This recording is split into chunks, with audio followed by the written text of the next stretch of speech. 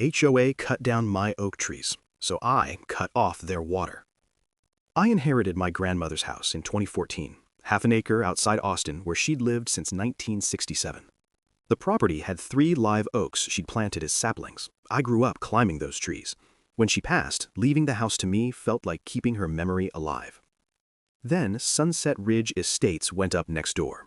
200 homes, all beige, stucco, and HOA rules thicker than a phone book.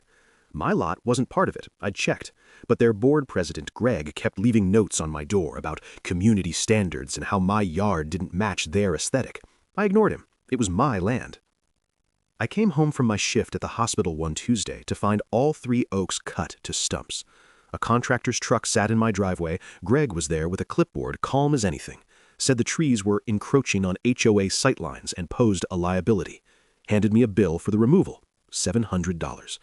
I just stood there, shaking. I couldn't sleep that night. My grandmother's trees, gone. The next morning, I went to the county clerk's office. I didn't know what I was looking for, but I started pulling old property records. Took me 3 hours. Then I found it. My grandmother's property included the original well drilled in 1965. Sunset Ridge had negotiated rights to use it for irrigation when they built in 2012. The agreement was revocable at any time. I drafted a termination letter, hand-delivered it to Greg. He laughed, said they had county water. I told him to check what fed their sprinkler systems, the decorative pond, all those green lawns. He stopped laughing. 2 weeks later, the landscaping was dying. Homeowners were furious. Emergency meetings. Lawyers tried to argue the agreement was binding. It wasn't.